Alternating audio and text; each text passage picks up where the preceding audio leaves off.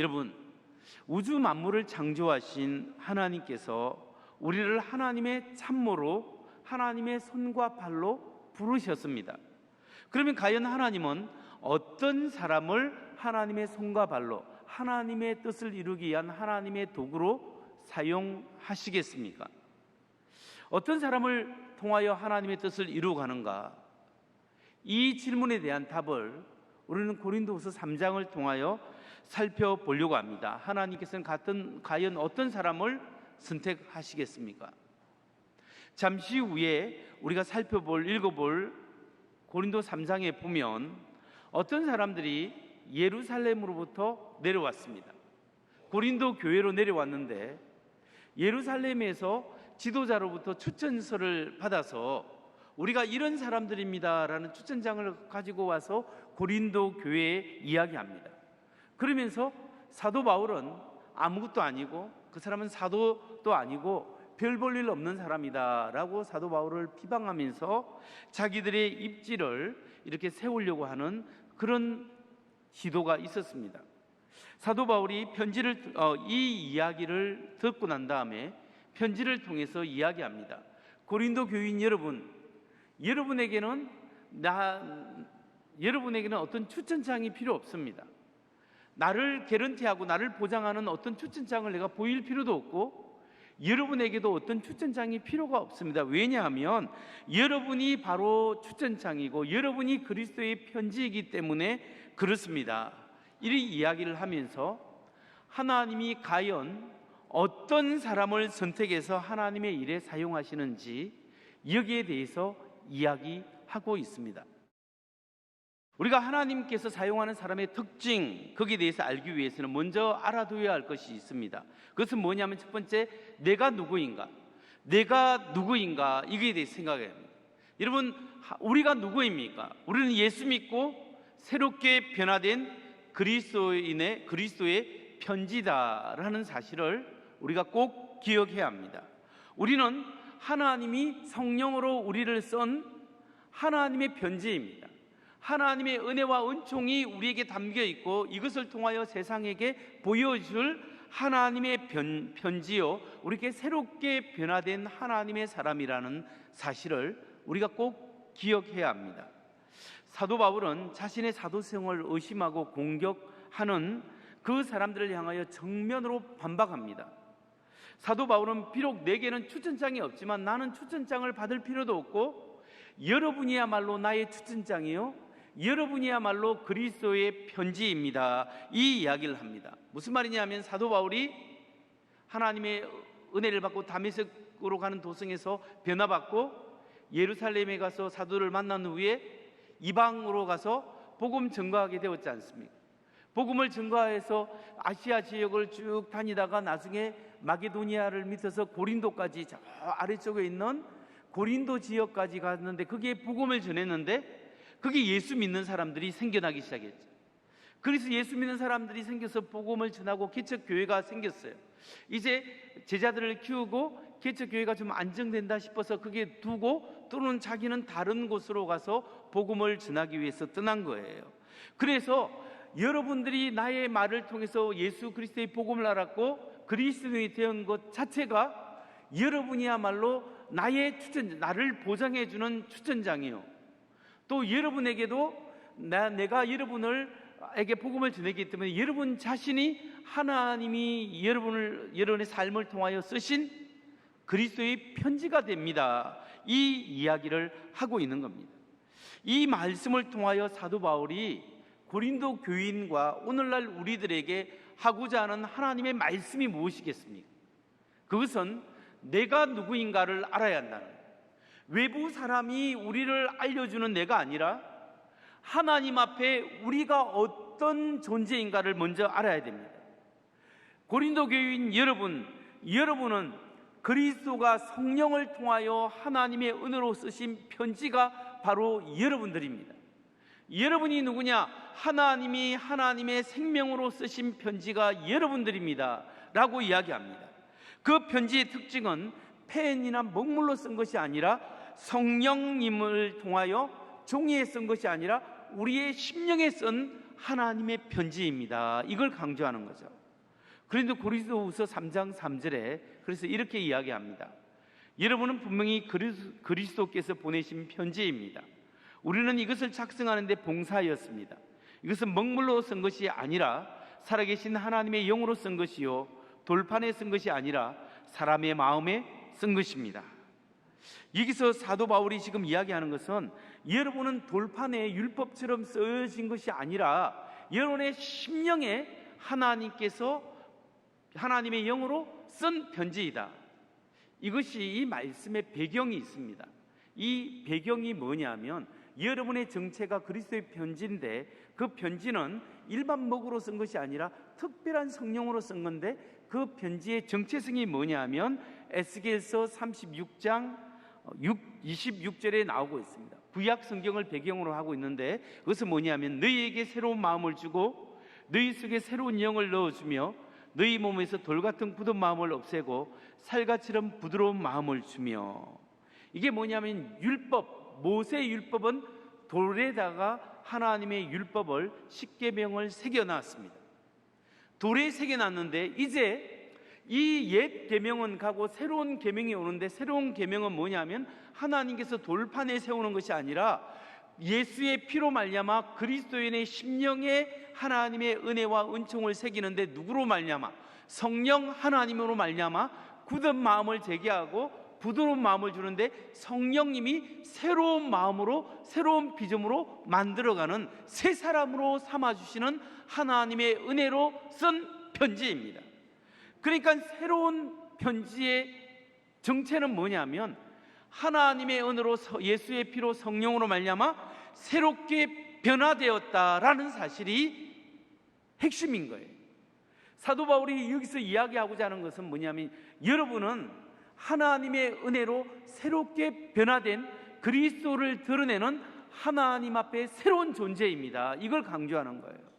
그래서 이 말씀이 이렇게 새로 변화된 삶의 모습을 사도 바울은 고린도후서 5장 17절에서 우리에게 강력한 자라는 말씀으로 알려주고 있죠. 그런즉 누구든지 그리스도 안에 있으면 새로운 피조물이라 이전 것은 지나갔으니 보라 새 것이 되었도다. 여러분 이 말씀이 너무나 중요합니다. 우리 같이 한번 읽어볼까요? 시작. 그런즉 누구든지 그리스도 안에 있으면 새로운 피조물이라 이전 것은 지나갔으니 보라 새 것이 되었도다. 그런즉 누구든지 어떤 죄를 지었든지 어떤 사람든지 그리스도 안에 있으면 예수 그리스도의 보혈의 피로 죄의 사함을 받고 하나님의 은혜를 받은 사람은 새로운 피조물이라는 거죠. 이제는 새로운 피조물로 이전 것은 지나갔고 보라 새 것이 되었다. 여러분이 누구냐? 여러분은 예수의 피로 새롭게 된 새로운 피조물이 되었다라는 거예요. 그러니까 우리의 정체성은 하나님 앞에 이제 죄인이 아니라 예수의 피로 구원받은 하나님의 백성이요 새로운 피조물이요 하나님의 자녀요 우리를 통하여 하나님을 드러낼 그리스도의 편지라는 겁니다. 여러분 항상 기억하십시오. 사단 마귀는 우리의 옛사람으로 정죄합니다. 네가 옛날에 이런 사람이지 않았느냐, 네가 옛날에 이런 죄를 지었는 이런 부정한 사람이지 않았느냐, 우리를 그렇게 정죄합니다. 그런데 예수님은 하나님의 성령님은 이야기합니다. 그렇지만 나의 피로 예수님의 피로 깨끗하게 했고 너를 새롭게 했고 보라 이전 것은 지나갔으니 새 것이 되었도다. 새 것이 되었도다. 하나님 앞에 나는 누구냐? 나는 변화된 사람이요 나는 새로운 사람이요 하나님의 은혜를 쫓아갈 성령을 쫓아 행할 사람입니다. 나의 옛 사람이 문득문득 나를 괴롭히고 나에게 올라올지라도 너는 죽었고 나에게는 주님이 살아계시고 새 사람입니다. 이 고백이 여러분에게 있기를 주의 이름으로 축원합니다. 근데 여러분 다음으로 생각해 볼 것은 우리가 우리 자신을 살펴볼 때 사실상 우리가 그리스도의 편지고 우리가 새로운 피조물이 되었지만 우리 삶을 통해서 우리 자신을 살펴볼 때 우리가 그리스도를 드러낼 만큼 그렇게 위대한 사람인가? 우리를 통해서 예수님을 보여줄 그런 자격이 우리 속에 있는가? 정말 내가 나의 삶을 통하여 하나님의 영광을 드러낼 만큼 내가 그렇게 거룩한 사람인가? 이 질문 앞에 두 번째로 우리는 그런 사람이 아니라는 거죠. 우리는 하나님의 영광을 드러낼 만큼 거룩한 그러한 하나님의 사람이 아닐 수 있다는 거예요. 그런 사람이 아닌데 왜 사도 바울은 자기 자신의 삶을 돌이켜보고 고린도 교인들 또 오늘날 우리 그리스도인들에게 여러분은 하나님의 사역을 할 만큼 충분한 자격을 갖추은 것을 확신하시라고 우리에게 권면하고 이야기하는 이유가 무엇일까요? 사도 바울은 자기의 확신, 자기가 그렇게 부족함에도 불구하고 하나님 앞에 쓰임 받을 수 있고 있다라는 사실을 이야기하는 그 확신이 어디로부터 왔을까요? 왜 그는 그런 확신을 가졌을까요? 그 이유를 고린도후서 3장 오늘 본문 4절과 5절에서 이야기하고 있습니다. 우리는 그리스도로 말미암아 하나님께 확신을 가지고 있으므로 이런 말을 합니다. 우리는 이런 일을 할 수 있는 자격이 우리에게 나왔다고는 생각하지 않습니다. 우리의 자격은 오직 하나님께로부터 나옵니다. 사도 바울이 지금 자기가 하나님 앞에 쓰임받고 하나님 앞에 그리스도의 거룩한 편지로 쓰임받을 수 있는 이유가 뭐라고 이야기합니다. 자기에게는 그런 자격이 없다고 이야기하죠. 그렇지만 자기의 불충분함, 모자람, 자기 힘으로 감당할 수 없는 그 연약함들, 이것이 하나님 앞에 사용될 충분한 자격이 되어진다는 거죠. 왜냐하면 그 능력은 자기 자신에게 있는 것이 아니라 하나님으로부터 나오기 때문입니다. 우리가 하나님 앞에 쓰임받을 수 있는 이유는 우리가 지혜롭고 우리가 뭔가 잘하고 우리 대단한 능력이 있고 우리가 자랑할 게 많아서가 아니라 순전히 하나님의 은혜로 구원받아 주시고 새로운 피조물이라 인도하시고 이렇게 부족함에도 불구하고 하나님의 은혜 때문에 우리가 쓰임받을 수 있다는 사실입니다. 그러니까 하나님 앞에 지금까지 사용된 사람은 능력 있는 사람, 대단한 사람, 그 능력을 갖추은 사람이 아니라 역사에 있어서 흠이 있고 부족하고 가정에 문제가 있고 그 자신의 성격에 문제가 있고 뭐든지 흠이 있고 남보기에 부끄럽고 별로 흥미롭지 않는 사람을 하나님이 들어서 하나님의 일에 사용했다라는 거예요. 이게 성경이 이야기하고 하나님의 역사가 우리에게 알려주고 있는 거예요. 이런 사실을 우리가 어떻게 알 수 있느냐? 하나님이 성경에서 사용한 사람을 보면 압니다. 모세를 볼까요? 하나님께서 모세를 부르실 때 모세는 원래 애굽의 왕자로 입양되었기 때문에 I am so special, 나는 특별한 사람이다 생각하고 있었어요. 근데 하나님이 그때 모세를 40년 동안 그렇게 생각할 때 사용하지 않았어요. 광야에서 40년 동안 버림받아서 I am nothing, 나는 아무것도 아닙니다 할 때 그때 사용한 거예요. 그때 모세를 불렀을 때 모세의 자의식이 자기 정체성을 어떻게 가지고 자인식이 어땠을까요? 출애굽기 4장 10절 말씀을 보세요. 모세가 주께 아뢰었, 주님 죄송합니다. 저는 본래 말재주 없는 사람입니다. 전에도 그랬고 주님께서 이 종에게 말씀하고 계시는 지금도 그러합니다. 저는 입이 둔하고 혀가 무딘 사람입니다. 모세가 머뭇거리며 주님 죄송합니다. 제발 보낼 만한 사람을 보내시기 바랍니다. 모세가 하나님 앞에 이야기, 나는 입이 둔하고 말을 할 줄 못해요. 옛날에도 그렇고 지금도 그러니까 제발 주님 보낼 사람, 사용할 사람을 사용하세요. 나는 그런 사람이 못 됩니다. 그런 사람을 하나님이 위대하게 사용하신 거예요. 기드온을 보십시오. 기드온과 300용사, 그 사람이 수만 명을 무찌러내는 그 엄청난 일을 한 사람, 기드온도 부족한 사람이었어요. 사사기 6장 15절을 보면 기드온이 주께 아뢰었다. 감히 엽줍습니다만 내가 어떻게 이스라엘을 구할 수 있습니까?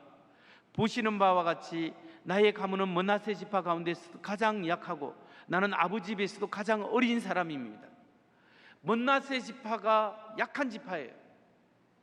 그 중에서도 자기 가문은 더 어리고 아버지 밑에서도 보잘것없는 사람이 기드온이었어요. 그런데 하나님이 힘센 사람을 부르면 되는데 왜 기드온을 불렀을까요? 이사야 선지자를 보세요. 이사야를 부를 때도 하나님의 그 소명을 보면 6장 5절입니다. 나는 부르짖었다. 재앙이 나에게 닥치었겠구나. 이제 나는 죽게 되었구나. 나는 입술이 부정한 사람인데 입술이 부정한 백성 가운데 살고 있으면서 왕이신 만군의 주님을 만나 뵙다니. 하루다 나여 망하게 되었다. 나는 부정한 사람인데 어떻게 거룩한 하나님을 내가 볼 수 있느냐. 하나님 앞에 감히 나설 수 없는 사람입니다. 이 고백이 있는 거죠. 예레미야는 어떨까요? 예레미야 눈물의 선지자, 유다 백성이 망할 때 있었던 최후를 지켜보았던 그 예레미야 선지자를 부를 때 예레미야는 어린 나이의 사람이었습니다. 예레미야서 1장 6절 7절 내가 아뢰었다. 아닙니다. 주 하나님, 저는 말을 잘 할 줄 모릅니다. 저는 아직 너무나 어립니다. 그러나 여호와께서 나에게 이렇게 말씀하셨다. 너는 어리다고 말하지 말고 내가 너를 누구에게 보내든지 너는 가서 내가 명령한 것을 다 말하라. 어리다 하지 말고 나는 하나님 말할 줄 몰라요. 나는 어려요. 나는 할 수 없어요. 근데 너 어리다고 하지 말고 내가 너에게 말을 줄 테니까 너는 가서 내가 시키는 대로 누구에게든지 가서 말을 전하라. 여러분, 이런 것들을 쭉 보면 성경의 역사를 보고 교회사를 봐도 하나님께서 연약하고 어리고 별 볼 일 없고 흠이 있고 부족하고 문제가 있는 사람들을 하나님이 이상하게 뽑아서 하나님의 일에 사용하는 공통점이 있다는 거예요. 왜 그럴까요? 인간의 연약함이 하나님의 역사할 수 있는 가장 강력한 도구가 되기 때문에 그렇습니다. 우리가 연약하면 연약할수록 누구를 바라봐요? 하나님만을 바라볼 수밖에 없는 거예요. 하나님만을 바라볼 수 있는 사람이 승리할 수 있는 거고 하나님의 일을 감당할 수 있는 사람이에요. 그래서 오스왈드 챔버스라는 목사님은 이렇게 말씀하고 있습니다.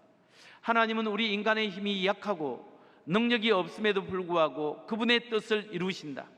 하나님은 자신의 힘과 능력을 거부하고 오직 하나님만 의지하는 자를 선택하고 사용하신다.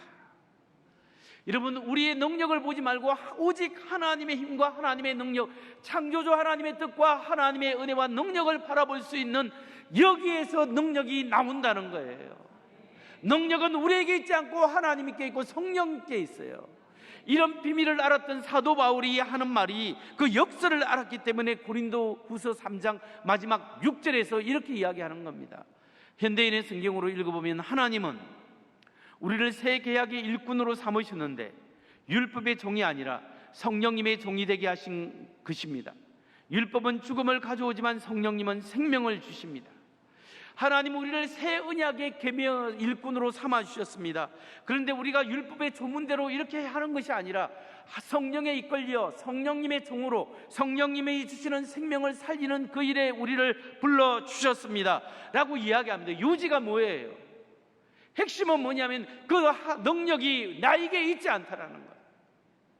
하나님께 있다라는 거예요. 능력은 우리 하나님께 있기 때문에 하나님을 철저히 의지하고 성령을 의지하는 사람이 승리하고 하나님 앞에 쓰임을 받을 수 있다라는 거예요. 내가 부족한 걸 알기 때문에 기도하는 거예요. 내가 지식이 없고 내가 부족하기 때문에 하나님을 의지하는 거예요. 내가 연약하기 때문에 하나님의 지혜를 간구합니다. 주여 도와주시고 하나님 내 힘으로 할 수 없으니 하나님이 놀랍게 역사하여 주옵소서. 여러분, 정말로 하나님 앞에 간구할 때 하나님께서 그런 지혜를 주시는 거예요. 미국에서 유명하게 존경받는 목사님이 누구냐 미국 사람들이 물어보면 대부분이 크리스찬들 중에서는 아직까지는 빌리 그레엄 목사님이라고 대답할 겁니다. 빌리 그레엄 목사님은 정말 탁월한 목회자뿐만 아니라 복음 전도자지 않습니까? 정말 탁월한 복음 전도자의 목사님이었는데 이 젊었을 때 나이 36살 때 빌리 그레엄 나이 36살 때 1955년입니다. 영국의 캠브리지 대학으로부터 초청을 받았습니다. 우리 학교에 와서 학교 부흥회를 인도해 주십시오. 교수들과 학생들에게 며칠간 하나님의 말씀을 좀 전거해 달라고 요청을 받았습니다. 그때 빌리 그레엄의 전기 작가인 윌리엄 마틴의 증언에 의하면 빌리 그레햄은 자신이 학문적으로는 인약하다라는 사실을 알았기 때문에 사실 그 캠브리지 대학교에 가서 설교하는 것을 취소하고 싶었고 꺼려했다고 합니다. 그렇지만 하나님의 은혜 가운데 빌리 그레햄은 캠브리지 대학에 참석했고 3일 동안 하나님의 말씀을 전거했는데 뭔가 이 사람들에게 지성적으로 도전을 주기 위해서 학문적인 접근을 시도했는데 사람들은 맹송맹송하게 은혜도 없고 그냥 졸리고 잘 듣지도 않는답니다. 그래서 빌리 그레햄 목사가 하나님 앞에 무릎을 꿇고 기도했답니다.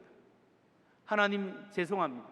내가 인간적으로 뭔가를 드러내 보려고 내가 했지만 하나님의 말씀, 영혼을 사랑하는 것을 놓쳤습니다. 하나님 내게 힘을 주시고 성령께서 인도하여 주셔서 하나님이 대학에서 하나님의 말씀을 전가할 수 있도록 도와주세요.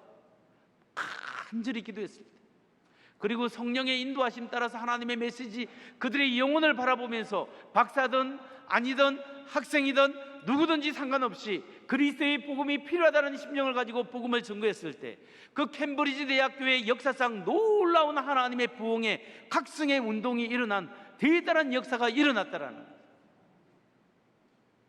여러분, 하나님은 우리 자신을 의지하지 않고 하나님만을 의지하는 사람을 사용합니다.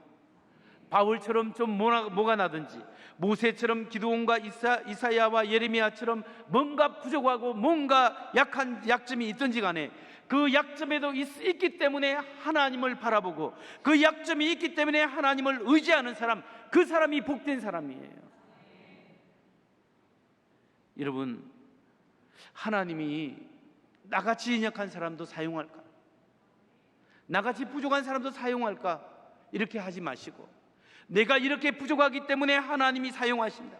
내가 이렇게 부족하기 때문에 하나님의 영광을 위하여 나 같은 사람도 사용하신다. 그렇기 때문에 하나님의 은혜입니다. 뭔가 좀 하나님의 일을 하고 뭔가 좀 하다 보면 인간의 마음은 사탄이 유혹을 하여 네가 이렇게 이루었고 내가 이런 일을 하고 내가 이런 대단한 사람이지 않냐, 자기를 더 내세우려고 하게 됩니다. 그게 누구나 그런 유혹이 오게 되고 누구나 그런 생각이 오게 돼요. 그러나 그 모든 것을 차단하고 내가 이렇게 연약하지만 하나님이 이렇게 부족한 사람을 세우셔서 이걸 하게 하셨으니 하나님 감사합니다.